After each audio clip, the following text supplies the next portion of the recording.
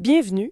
Aujourd'hui, on explore une idée assez contre-intuitive. Elle vient d'un texte, Le plafond de verre brisant les limites invisibles, et l'angle proposé est interpellant, je trouve.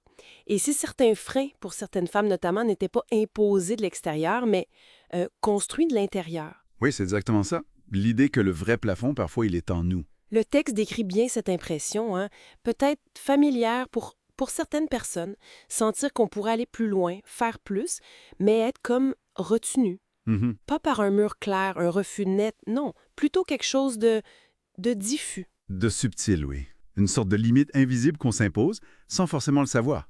Un plafond de verre interne, donc. Voilà. Et ce qui est frappant, c'est que la source, elle nous pousse à regarder ailleurs que les facteurs externes habituels.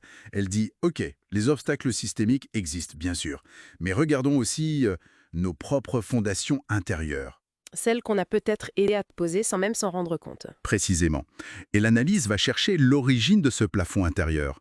Elle pointe pas directement les discriminations externes bien connues, mais plutôt ces éléments qu'on a intériorisés. Intérioriser, c'est-à-dire On parle d'injonctions familiales, des messages qu'on a reçus parfois depuis toute petite, des croyances limitantes aussi, des choses qu'on croit vraies sur nous, sur nos capacités.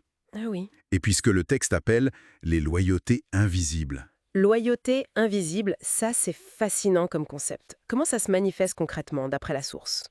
Des petites phrases genre Hmm. «Sois sage» ou «Ne prends pas trop de place». Ah, les classiques.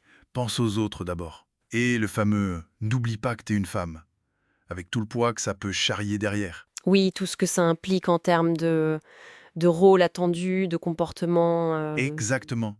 Pris séparément, bon, ça peut sembler pas grand-chose, mais répété, intériorisé, eh bien, selon la source, ça peut tisser une sorte de toile, une auto-limitation. Ça définit un périmètre mental, en quelque sorte. Voilà, un périmètre qu'il devient difficile de franchir, même si on en a envie. Et c'est là qu'on comprend mieux la tension qui peut naître, j'imagine.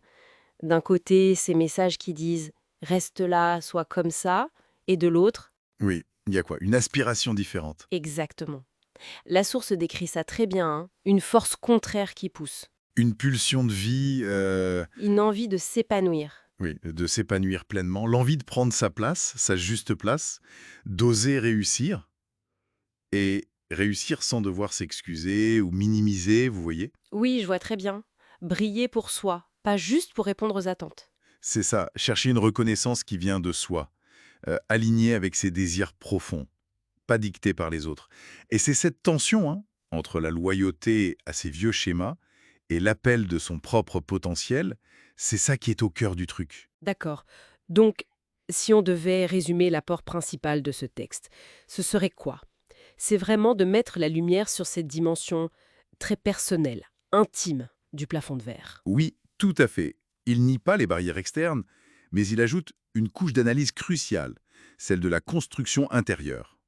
Mhm. Nourri par cet héritage de messages, d'allégeances, souvent inconscientes en plus. C'est une excellente synthèse. Et le côté inconscient est clé, comme vous dites. C'est ce qui rend l'identification si délicate. Bien sûr. Mais, et ça, c'est vraiment le message d'espoir du texte. Cette limite intérieure, c'est pas une fatalité. C'est pas gravé dans le marbre. Ah, non. La source utilise des mots assez forts. Ce plafond peut se fissurer. Il peut tomber. Il peut tomber, Oui, et elle suggère que rien que la prise de conscience, le fait d'identifier ces mécanismes, c'est déjà une première fissure. une fissure qui ouvre sur quoi, Lorda? Sur un potentiel qui est décrit comme immense. Vraiment.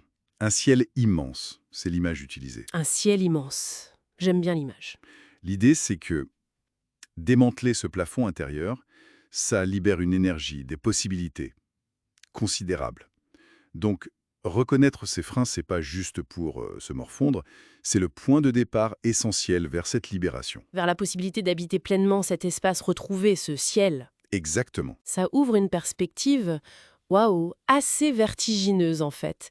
Et ça nous laisse avec une question, peut-être pour aller plus loin dans la réflexion. Si ce plafond intérieur, il peut effectivement tomber, comme le dit cet extrait, ça veut dire quoi concrètement de définir et de vivre sa réussite? Une réussite vraiment affranchie de ses loyautés passées, de ces injonctions qu'on a intégrées. Finalement, il ressemble à quoi, ce ciel immense, une fois qu'on ose vraiment y voler?